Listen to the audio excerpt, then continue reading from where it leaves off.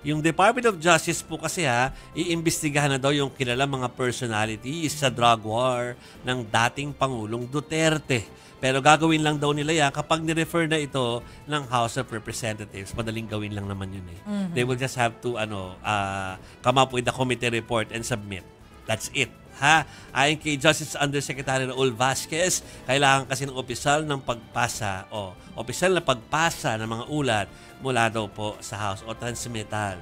Maaari rin daw magsampa ng kaso ang sinumang individual para simulan ang investigasyon.